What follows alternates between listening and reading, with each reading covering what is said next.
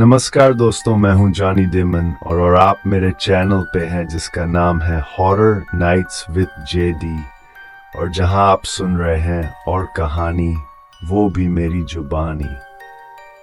दोस्तों, आज की हमारी जो कहानी है वह 4 दोस्तों की है जिनका नाम है रोहन, तान्या, आर्यन और सिया। ये चारों एक ऐसी हवेली में जाते हैं जहां कर इनके साथ वो होता है जो इन लोगों ने अपने सपने में भी कभी नहीं सोचा था। चलिए इस कहानी को सुनते हैं और इस हवेली के डरावने रहस्य। और दोस्तों, अगर आप मेरे चैनल पे हैं और आज पहली बार इन डरावनी कहानियों का आनंद ले रहे हैं तो आप चैनल से लगातार कहानी सुनने के लिए मेरे चैनल को सब्सक्राइब कर सकते हैं। और अगर आपको कहानी पसंद आए तो अपने प्यारे दोस्तों के साथ जिन्हें भूतिया कहानियां पसंद हैं उनके साथ आप शेयर भी कर सकते हैं। तो चलिए इस कहानी को शुरू करते हैं। यह एक अंधेरी और तूफानी रात थी और 4 दोस्त रोहन, तान्या, आर्यन और सिया शहर के बाहरी इलाके में पुरानी हवेली में इकट्ठे हुए थे। हवेली को भूता होने के लिए जाना जाता था, लेकिन दोस्तों को भूत की कहानियों पर विश्वास नहीं था। वे हमेशा रहस्यमय हवेली के बारे में जानने के लिए उत्सुक थे और आज रात उन्होंने इसे तलाशने का फैसला किया था। जैसे ही वे प्रवेश द्वार के पास पहुंचे, उनकी रीढ़ में ठंडक दौड़ गई। हवेली उनके सामने खड़ी थी। इसकी ऊंची मीनारें और बुर्ज कंकाल की उंगलियों की तरह आसमान की ओर बढ़ रहे थे। हवा टूटी खिड़कियों से गुजर रही थी जिससे एक भयानक धुन बन रही थी जिसने उनकी रीढ़ में सिहरन पैदा कर दी। रोहन ने चमड़ाते हुए दरवाजे को खोला और वे अंदर चले गए। अंदर की हवा सरांद और सीलन से भरी हुई थी जो सड़न की गंध से भरी हुई थी। झूमर से मकड़ी के जाले लटक रहे थे और धूल की एक मोटी परत सब कुछ ढक रही थी। यह जगह डरावनी है, तान्या ने कहा। उसकी आवाज मुश्किल से फुसफुसाहट से ऊपर थी। चलो, ये तो बस एक पुराना घर है, रोहन ने जवाब दिया और आगे बढ़ गया। जब वे हवेली की खोज कर रहे थे तो वे एक रहस्यमयी दरवाजे पर ठोकर खा गए जिस पर एक अजीब प्रतीक बना हुआ था। अपनी शंकाओं के बावजूद उन्होंने दरवाजा खोलने का फैसला किया, जिससे एक दुष्ट शक्ति बाहर आ गई जिसने उनके जीवन को हमेशा के लिए बदल दिया। पहले तो कुछ भी नहीं हुआ, लेकिन जैसे जैसे वे हवेली की खोज करते गए अजीबोगरीब चीजें होने लगीं। दरवाजे अपने आप बंद हो गए और बेजान आवाजें उनके नाम फुसफुसाने लगीं। ये स्पष्ट हो गया कि उन्होंने एक प्रतिशोधी आत्मा को जगाया था जो उन्हें पीड़ा देने पर आमादा थी। एक एक करके दोस्त गायब होने लगे। एक अदृश्य शक्ति द्वारा अंधेरे में खींचे जाने लगे। बचे हुए लोगों को खुद की रक्षा करने के लिए छोड़ दिया गया, हवेली के रहस्यों को उजागर करने और जीवित बचने के लिए बेताब। अंत में उनमें से केवल एक ही जीवित बचेगा जो उनके द्वारा अनुभव की गई भयावहता से हमेशा के लिए बदल जाएगा। हवेली का अभिशाप बना रहेगा, अपने अगले पीड़ितों की प्रतीक्षा कर रहा है। हवेली की खोजबीन करते समय वे एक कमरे में पहुंचे जो समय से अछूता लग रहा था। फर्नीचर पुराना था लेकिन अच्छी तरह से संरक्षित था और दीवार पर एक बड़ा दर्पण लटका हुआ था जो उनकी छवियों को दर्शाता था। लेकिन कुछ गड़बड़ थी। दर्पण गर्म दिन में पानी की तरह लहराता हुआ लग रहा था। दोस्तों, इसे देखो, सिया ने कहा। उसकी आवाज फुसफुसाहट से थोड़ी ऊपर थी। यह दर्पण अजीब है, इसे मत छुओ, आर्यन ने चेतावनी दी, लेकिन सिया विरोध नहीं कर सकी। उसने हाथ बढ़ाया और जैसे ही उसने कांच को छुआ, दर्पण फट गया। हर जगह टुकड़े उड़ गए। अचानक रोशनी टिमटिमाने लगी और दोस्त अंधेरे में डूब गए। जब रोशनी वापस जल उठी तो सिया गायब हो गई थी। सिया, तान्या चिल्लाई, कमरे में पागलों की तरह खोजबीन करते हुए। सिया कहाँ है? लेकिन सिया कहीं नहीं मिली। दोस्तों ने हवेली की खोज की, लेकिन वह बिना किसी निशान के गायब हो गई थी। जैसे जैसे रात बढ़ती गई, अजीबोगरीब घटनाएं बढ़ती गईं। दरवाजे बंद हो गए, जिससे वे कमरों में फंस गए। बेजान आवाजें उनके नाम फुसफुसा रही थीं और भूत प्रेत उनकी दृष्टि के किनारों के आसपास मुंडरा रहे थे। एक एक करके दोस्त गायब होने लगे। आर्यन को अंधेरे में खींच लिया गया, उसके बाद तान्या को। रोहन अकेला रह गया, अपने दोस्तों को खोजने और हवेली से भागने के लिए बेताब। लेकिन हवेली हिलती डुलती और बदलती दिख रही थी, जिससे उसके लिए बाहर निकलने का रास्ता खोजना असंभव हो गया।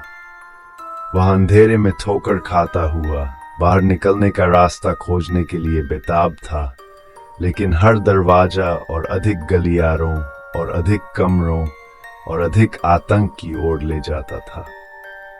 अंत में रोहन अकेला बचा था।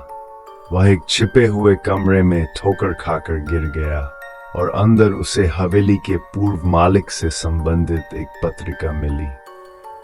पत्रिका ने एक काला इतिहास, हत्या, विश्वासघात और बदला लेने का इतिहास उजागर किया।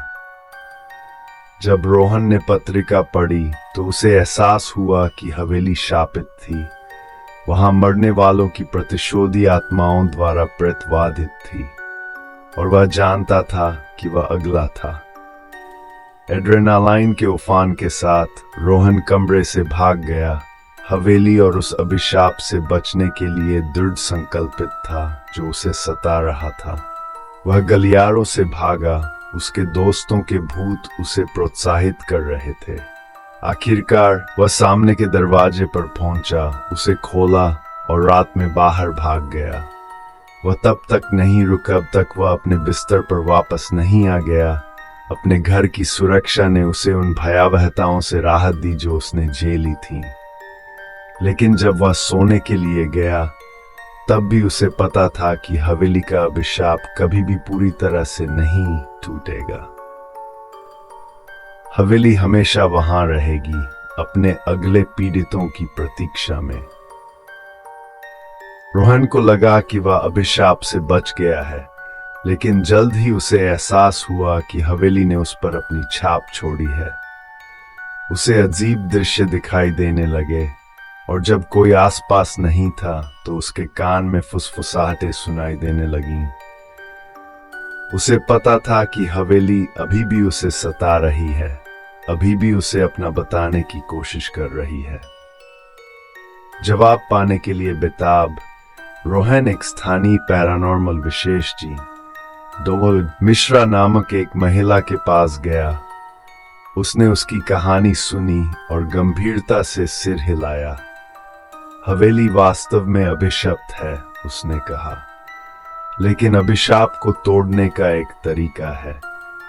आपको 3 प्राचीन कलाकृतियां इकट्ठा करनी होंगी और हवेली को उसकी बुरी ऊर्जा से मुक्त करने के लिए एक अनुष्ठान करना होगा। रोहन कलाकृतियों को खोजने के लिए एक खतरनाक यात्रा पर निकल पड़ा। रास्ते में उसे कई चुनौतियों का सामना करना पड़ा। उसे भूतिया प्रेत, खतरनाक इलाके और विश्वाती प्रतिद्वंद्वियों का सामना करना रहा, जो कलाकृतियों को अपने लिए दावा करना चाहते थे। लेकिन रोहन ने अभिशाप को तोड़ने और हवेली की पकड़ से खुद को मुक्त करने के अपने दृढ़ संकल्प से प्रेरित होकर दृढ़ संकल्प किया। आखिरकार कई दिनों और रातों की नींद हराम करने के बाद उसने तीनों कलाकृतियां इकट्ठी की और हवेली में वापस आ गया।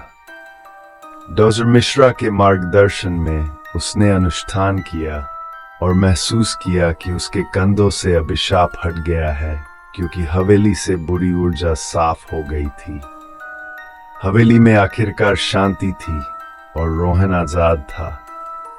लेकिन जब वह जाने के लिए मुड़ा तो उसने अपने कान में एक हल्की फुसफुसाहट सुनी। अभिशाप टूट सकता है, लेकिन हवेली हमेशा अपनी दीवारों के भीतर जो कुछ हुआ उसकी यादों से घिरी रहेगी।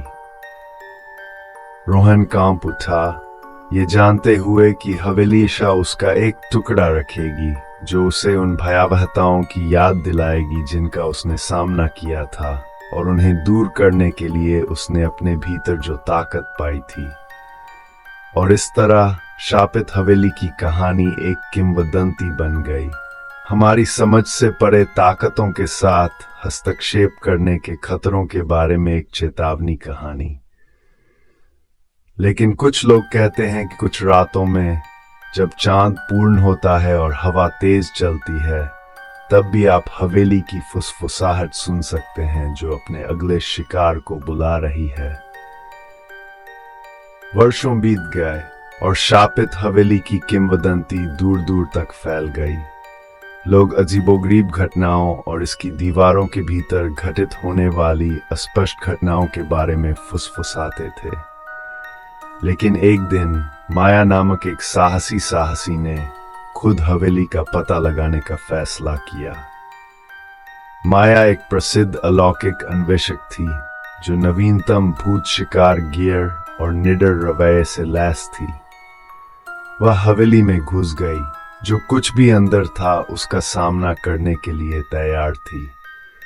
पहले तो सब कुछ शांत लग रहा था, लेकिन जैसे जैसे वह हवेली में गहराई से उतरती गई, उसे एक अजीब उपस्थिति का आभास होने लगा। दरवाजे खुलते और बंद होते रहे और बेजान आवाजें उसका नाम फुसफुसाती रहीं। माया निडर थी, उसे यकीन था कि वह हवेली के रहस्यों को उजागर कर सकती है। लेकिन जैसे जैसे उसने आगे खोजबीन की, उसे एहसास हुआ कि कुछ गड़बड़ है। फुसफुसाहटें उसके चारों ओर से आ रही थीं और छायाएं अपने आप ही चलती हुई लग रही थीं। अचानक माया एक छिपे हुए कमरे में जा पहुंची और अंदर उसे एक रहस्यमयी कलाकृति मिली। ये एक पुराना दिखने वाला बक्सा था जिसकी सतह पर अजीबोगरीब प्रतीक उकेरे गए थे। जैसे ही उसने बक्से को छुआ, फुसफुसाहट बंद हो गई और छायाएं जम गई। माया को बक्से से एक अजीब सी ऊर्जा निकलती हुई महसूस हुई, मानो वह जीवित हो। अचानक बक्सा खुल गया, जिसमें एक अंधेरा और घूमता हुआ भंवर दिखाई दिया। माया को लगा कि वह खुद को उसकी ओर खींच रही है, और इससे पहले कि वह कुछ समझ पाती, वह रसातल में समा गई। जब माया को होश आया, तो उसने खुद को एक अजीब और अपरिचित दुनिया में पाया। वह भयानक परिदृश्यों और विकृत प्राणियों से घिरी हुई थी, जो व्याख्या को चुनौती देते प्रतीत होते थे। माया को एहसास हुआ कि वह हमारे अपने दायरे से परे एक ऐसे दायरे में पहुंच गई है जहां भौतिकी के नियम अब लागू नहीं होते। वह जानती थी कि उसे घर वापस जाने का रास्ता खोजना होगा, लेकिन यात्रा खतरनाक होगी। एक गहरी सांस के साथ माया अपनी यात्रा पर निकल पड़ी, जो आगे आने वाली किसी भी चुनौती का सामना करने के लिए तैयार थी। वह जानती थी कि उसे उन अंधेरी ताकतों का सामना करना होगा जो छाया में छिपी हुई थी, जो ताकतें उसे इस अजीब दायरे में हमेशा के लिए फंसाना चाहती थीं। और इस प्रकार माया का साहसिक सफर जारी रहा, एक ऐसी यात्रा जो उसे वास्तविकता की सीमाओं और उससे भी परे ले जाएगी। माया ने विचित्र क्षेत्र में यात्रा की, विचित्र जीवों का सामना किया और विश्वासघाती बाधाओं को पार किया। उसने पाया कि क्षेत्र पर एक शक्तिशाली जादूगरनी का शासन था, जो सदियों से हवेली में फंसी हुई थी। जादूगरनी, जिसका नाम रैकने था, अपनी जेल से भागने के लिए काला जादू कर रही थी। माया को एहसास हुआ कि उसने जो कलाकृति पाई थी वह रैकने के जादू का एक महत्वपूर्ण हिस्सा थी, और उसने अनजाने में जादूगरनी को अधिक शक्ति प्राप्त करने में मदद की थी। अरैकने को रोकने और घर वापस जाने का रास्ता खोजने के लिए दृढ़ संकल्पित, माया ने जान की 3 प्राचीन पुस्तकों को इकट्ठा करने के लिए एक खतरनाक खोज शुरू की। इन पुस्तकों में क्षेत्र के रहस्य और अरैकने को हराने की शक्ति थी। माया ने विश्वासघाती परिदृश्यों का सामना किया, घातक जाल से बचा और पुस्तकों तक पहुंचने के लिए भयानक जीवों से लड़ाई की। प्रत्येक पुस्तक के साथ उसने अधिक जान और शक्ति प्राप्त की, लेकिन अरैकने का जादू भी मजबूत होता गया। अंतिम मुकाबले में माया ने जादू और बुद्धि की लड़ाई में अर्चन का सामना किया। जादूगरनी ने अपना पूरा क्रोध दिखाया, लेकिन माया ने उसके जादू का मुकाबला करने के लिए पुस्तकों से जान का इस्तेमाल किया। अंत में माया विजयी हुई। उसने अर्चन के जादू को चकनाचूर कर दिया और खुद को दायरे से मुक्त कर लिया। जब वह हवेली में लौटी तो माया को एहसास हुआ कि अभिशाप हटा दिया गया था और हवेली अब प्रेतवादित नहीं थी।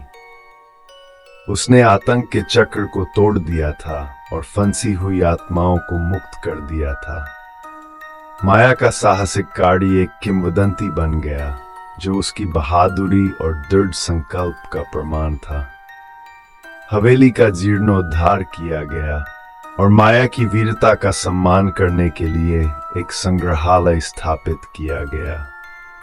कलाकृति को प्रदर्शन पर रखा गया था, जो हमारी समझ से परे ताकतों के साथ हस्तक्षेप करने के खतरों की याद दिलाता है।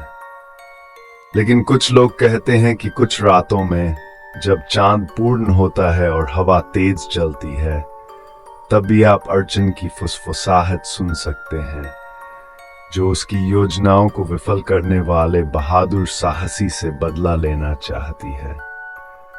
साल बीत गए और माया की बहादुरी की कहानी बढ़ती गई, लेकिन रोमांच की तलाश में साहसी लोगों की एक नई पीढ़ी ने हवेली का पता लगाना शुरू कर दिया।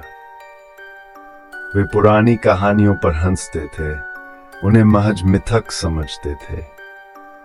ऐसी ही एक साहसी सोफिया नाम की एक युवती ने हवेली की गहराई का पता लगाने का फैसला किया। वह एक छिपे हुए कमरे में जा पहुंची और अंदर उसे अर्चन की जादू की किताब मिली। सोफिया काले जादू से मोहित होकर जादू की किताब का अध्ययन करने लगी। उसने एक शक्तिशाली जादू किया, ये सोचकर कि ये उसके दोस्तों को प्रभावित करेगा। लेकिन जादू ने जादू की किताब में फंसी अर्चन की आत्मा को जगा दिया। अर्चन की आत्मा ने सोफिया को अपने वश में करना शुरू कर दिया, उसे अपनी शक्तियों को वापस पाने के लिए एक साधन के रूप में इस्तेमाल किया। माया, जो अब एक अनुभवी अलौकिक अन्वेषक थी, ने फिर से बढ़ते अंधेरे को महसूस किया। वह जानती थी कि उसे जल्दी से काम करना होगा। माया ने अपनी टीम को इकट्ठा किया और हवेली की ओर दौड़ी। उन्होंने सोफिया को पाया, जो अब पूरी तरह से अर्चन की आत्मा के वश में थी। माया जानती थी कि सोफिया को बचाने और अरैकने की आत्मा को हमेशा के लिए भगाने के लिए उसे भूत भगाना होगा। युद्ध बहुत तीव्र था, जिसमें अरैकने की आत्मा पूरी ताकत से लड़ रही थी। लेकिन माया का अनुभव और प्राचीन ग्रंथों का ज्ञान बहुत शक्तिशाली साबित हुआ। उसने भूत भगाने का काम सफलतापूर्वक किया और सोफिया को अरैकने की पकड़ से मुक्त किया। जब वे हवेली से बाहर निकले तो माया ने सोफिया को काले जादू में दखल देने के खतरों के बारे में चेतावनी दी। सोफिया अपने अनुभव से हिल गई। उसने फिर कभी जादू टोने में हाथ नहीं डालने की कसम खाई। माया को एहसास हुआ कि हवेली का अभिशाप आखिरकार टूट गया था और अंधेरा खत्म हो गया था।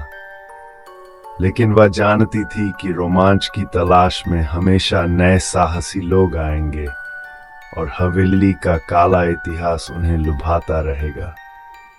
और इसलिए माया सतर्क रही, आगे आने वाली किसी भी भयावहता का सामना करने के लिए तैयार रही, ये जानते हुए कि हवेली के रहस्य सुरक्षित थे और इसका अंधेरा फिर कभी जीवित लोगों के लिए खतरा नहीं बनेगा। लेकिन माया को शायद ही पता था कि एक नया खतरा छाया में छिपा हुआ था। एक रहस्यमय संगठन जिसे केवल ऑर्डर के नाम से जाना जाता था, उसे दूर से देख रहा था। वे एक गुप्त समाज थे जो हवेली के रहस्यों को उजागर करने और अपने लाभ के लिए इसकी अंधेरी ऊर्जा का दोहन करने के लिए जुनूनी थे। ऑर्डर ने माया को अपनी योजनाओं के लिए एक खतरे के रूप में देखा और उन्होंने उसे खत्म करने की कसम खाई। उन्होंने उसे खत्म करने के लिए अपने सबसे खतरनाक हत्यारे, एक छायादार व्यक्ति को भेजा जिसे केवल साइलेंट के नाम से जाना जाता था।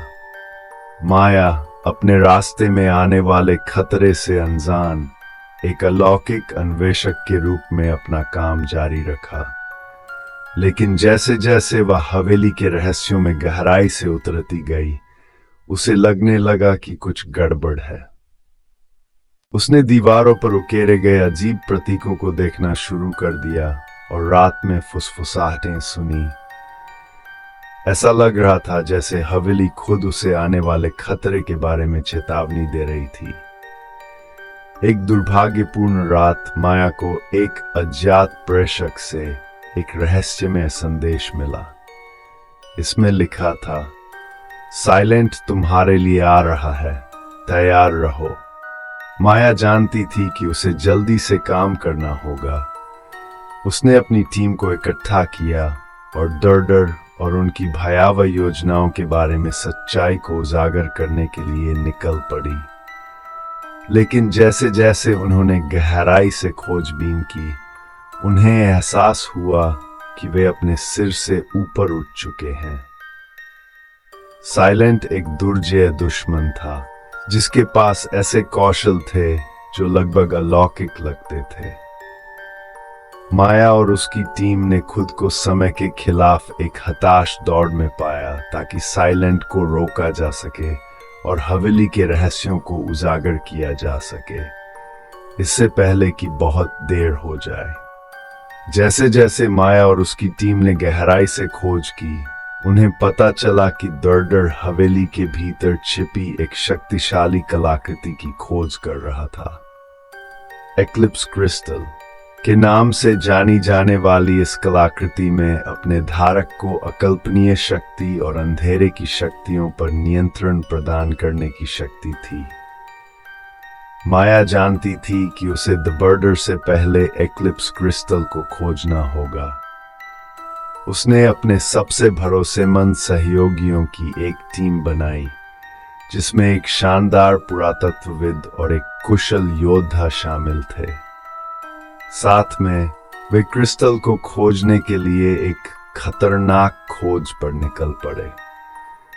उनकी यात्रा उन्हें खतरनाक परिदृश्यों और विश्वासघाती पहेलियों से होकर ले गई। उनका सामना भयंकर जीवों से हुआ और उन्होंने जानलेवा जालों को पार किया, लेकिन हर कदम के साथ वे अपने लक्ष्य के करीब पहुंचते गए। आखिरकार कई दिनों की खोज के बाद वे हवेली के भीतरी गर्भगृह में पहुंच गए। वहां उन्हें अंधेरे में चमकता हुआ एक्लिप्स क्रिस्टल मिला, लेकिन जैसे ही वे इसे पाने के लिए पहुंचे, उनका सामना द साइलेंट और बर्डर के नेताओं से हुआ। एक भयंकर युद्ध हुआ जिसमें माया और उसकी टीम अपनी जान बचाने के लिए लड़ रही थी, लेकिन अंत में माया विजयी हुई। उसने ग्रहण क्रिस्टल पर कब्जा कर लिया और हर्डर की योजनाओं को चकनाचूर कर दिया। क्रिस्टल को हाथ में लेकर माया को एहसास हुआ कि इसकी शक्ति किसी एक व्यक्ति के लिए बहुत ज्यादा है। उसने इसे छिपा दिया और उन लोगों से इसे बचाने की कसम खाई जो इसकी शक्ति का दुरुपयोग करेंगे। और इस तरह हवेली के रहस्य एक बार फिर सुरक्षित हो गए। लेकिन माया जानती थी कि हमेशा ऐसे लोग होंगे जो इसके रहस्यों को उजागर करना चाहेंगे और अपने फायदे के लिए इसकी शक्ति का इस्तेमाल करेंगे। वह सतर्क रही, आगे आने वाले किसी भी खतरे का सामना करने के लिए तैयार रही। लेकिन जब वह हवेली से दूर चली गई तो उसे यह एहसास नहीं हुआ कि उसे देखा जा रहा है। साइलेंट अभी भी वहां था, अपने अगले हमले के मौके का इंतजार कर रहा था। और माया जानती थी कि उनकी लड़ाई अभी खत्म नहीं हुई है। माया को लगा कि उसे आखिरकार शांति मिल गई है, लेकिन दिस साइलेंट की मौजूदगी बनी रही, जो उस खतरे की लगातार याद दिलाती रही जो अभी भी छाया में छिपा हुआ था। वह जानती थी कि उसे सतर्क रहना है, लेकिन वह इस भावना से छुटकारा नहीं पा सकी कि उसे साजिश के एक बड़े जाल में खींचा जा रहा है। एक रात उसे एक अज्ञात प्रेषक से एक रहस्यमय संदेश मिला। इसमें लिखा था, द साइलेंट एक बड़े खेल का एक मोहरा मात्र है। अगर तुम सच जानना चाहते हो तो शहर के बाहरी इलाके में पुरानी पवन चक्की पर मुझसे मिलो। माया की जिज्ञासा बढ़ गई। उसने जांच करने का फैसला किया ताकि साइलेंट के भयावह इरादों के पीछे की सच्चाई को उजागर किया जा सके। जैसे ही वह पवन चक्की के पास पहुंची, उसने छाया में लिपटी एक आकृति देखी। तुम कौन हो? माया ने अपनी बंदूक पर हाथ रखते हुए पूछा। आकृति आगे बढ़ी, जिससे एक महिला सामने आई जिसकी आंखें तीखी हरी थीं। मैं एरियाना हूं, उसने कहा, और मेरे पास द बर्डर के बारे में ऐसी जानकारी है जो तुम्हारे दिमाग में चल रही हर बात को बदल देगी। एरियाना ने खुलासा किया कि द बर्डर एक बड़े संगठन का एक छोटा सा हिस्सा था, जो सदियों से पर्दे के पीछे से घटनाओं में हेरफेर कर रहा था। वे अपने लक्ष्यों को आगे बढ़ाने के लिए ग्रहण क्रिस्टल जैसी प्राचीन कलाकृतियों का उपयोग करके अंधेरे की शक्तियों को नियंत्रित करना चाहते थे। जानकारी को संसाधित करते समय माया का दिमाग तेजी से चलने लगा। उसने महसूस किया कि दर्डर के खिलाफ उसकी लड़ाई अभी शुरुआत थी और वह एक वैश्विक साजिश में फंस गई थी जिसने वास्तविकता के मूल ढांचे को खतरे में डाल दिया था।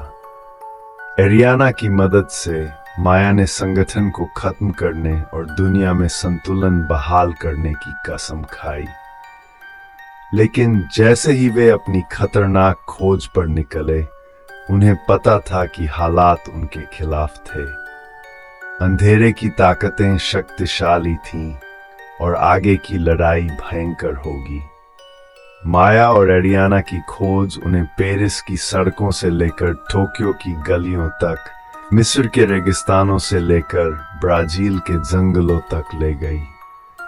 उन्हें रहस्यमयी आकृतियां, प्राचीन कलाकृतियां और छिपे हुए समाज मिले, जिनमें से प्रत्येक उन्हें सच्चाई के करीब ले गया।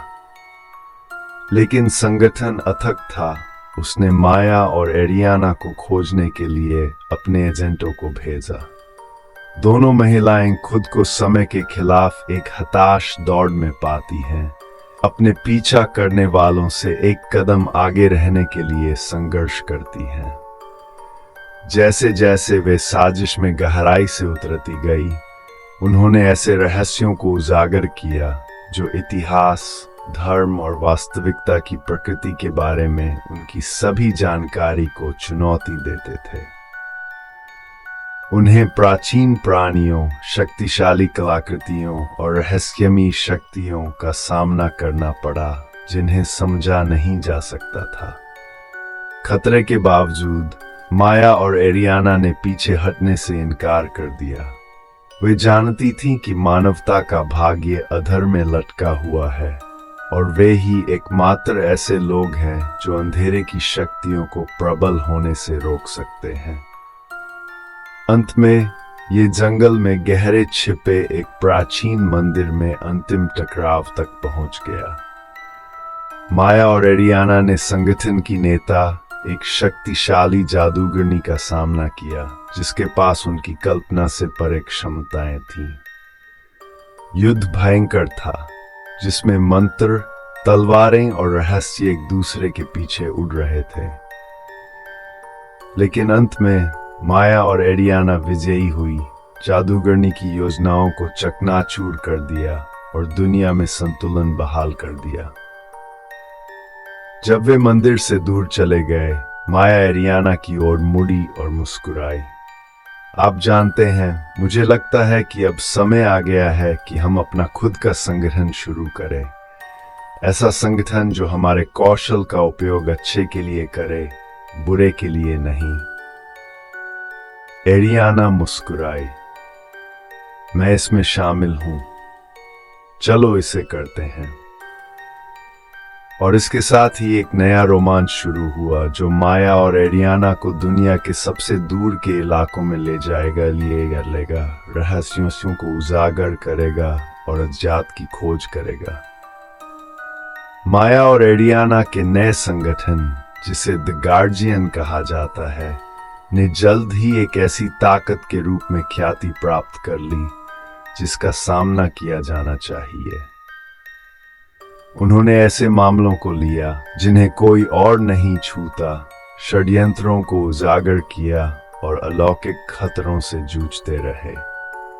उनके नवीनतम मामले में ड्रीम स्टोन नामक एक रहस्यमयी कलाकृति शामिल थी। इसमें लोगों के सपनों को नियंत्रित करने की शक्ति थी और एक दुष्ट एजेंट ने इसे चुरा लिया था, जिसका उद्देश्य व्यक्तिगत लाभ के लिए इसकी शक्ति का उपयोग करना था। माया और एरियाना ने एजेंट को शहर के बाहरी इलाके में एक आलीशान हवेली तक ट्रैक किया। वे जाल और पहरेदारों से बचते हुए चुपके से अंदर घुस गए जब तक कि वे एजेंट के आंतरिक गर्भगृह तक नहीं पहुंच गए। लेकिन जब उन्होंने एजेंट का सामना किया तो उन्हें एहसास हुआ कि कुछ गड़बड़ है। ड्रीमस्टोन एक अलौकिक ऊर्जा से चमक रहा था और एजेंट किसी तरह के मानसिक नियंत्रण में लग रहा था। अचानक छाया से एक आकृति उभरी। ये एक महिला थी जिसके लंबे लहराते बाल और आंखें थीं जो उन्हें ठीक से देख रही थीं। स्वागत है गार्जियन, उसने कहा। मैं तुम्हारा इंतजार कर रही थी। मेरा नाम मॉर्फिया है और मैं इस साजिश के पीछे की असली मास्टरमाइंड हूं। मॉर्फिया ने बताया कि वह प्राचीन पौराणिक कथाओं की एक देवी थी जिसे सपनों की संरक्षक देवी के रूप में पूजा जाता था। वह ड्रीमस्टोन की शक्ति से जागृत हो गई थी और अपने पूर्व गौरव को पुनः प्राप्त करने के लिए इसका उपयोग करने के लिए दृढ़ थी। माया और एरियाना जानती थीं कि उन्हें उसे रोकना होगा, लेकिन मॉर्फिया की शक्तियां दुर्जेय थीं। वह सपनों को नियंत्रित कर सकती थी, भ्रम और दुस्वप्न पैदा कर सकती थी जो बिल्कुल वास्तविक लगते थे। लड़ाई बहुत तीव्र थी। माया और एरियाना जागते रहने और ध्यान केंद्रित करने के लिए संघर्ष कर रही थीं। लेकिन अंत में विजयी हुई, ड्रीमस्टोन को चकनाचूर कर दिया और मॉर्फिया को मिथक के दायरे में वापस भेज दिया। जैसे ही वे हवेली से बाहर निकले, माया एरियाना की ओर मुड़ी और मुस्कुराई। आप जानते हैं, मुझे लगता है कि अब समय आ गया है कि हम द गार्जियन का एक नया विभाग शुरू करें। ऐसा विभाग जो मॉर्फिया जैसे अलौकिक खतरों से निपटने में माहिर हो। एरियाना ने सिर हिलाया। मैं इसमें शामिल हूं। चलो इसे पैरानॉर्मल यूनिट कहते हैं। और इसके साथ ही एक नया रोमांच शुरू हुआ जो माया, एरियाना और उनकी टीम को अंधेरे के बहुत दिल में ले जाएगा। माया और एरियाना की पैरानॉर्मल यूनिट को कई चुनौतियों का सामना करना पड़ा, लेकिन उन्होंने अपने कौशल और ज्ञान का उपयोग करके दुनिया को अलौकिक खतरों से बचाने के लिए दृढ़ता दिखाई।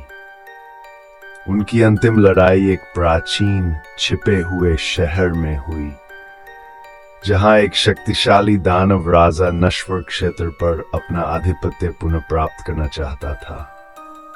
अपनी टीम के साथ माया और एरियाना ने अपनी यात्रा में सीखी गई हर चीज का उपयोग करते हुए बहादुरी से लड़ाई लड़ी।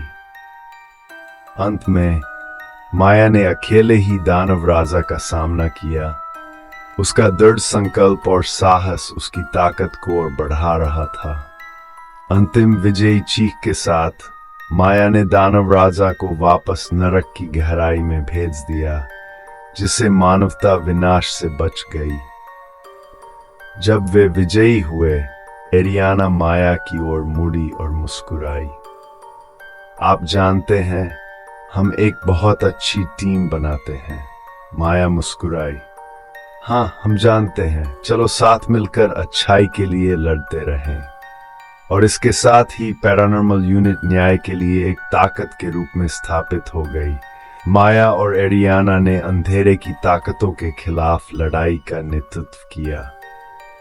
उनकी किंवदंती बढ़ी, दूसरों को लड़ाई में शामिल होने के लिए प्रेरित किया, और दुनिया एक सुरक्षित उज्ज्वल जगह बन गई।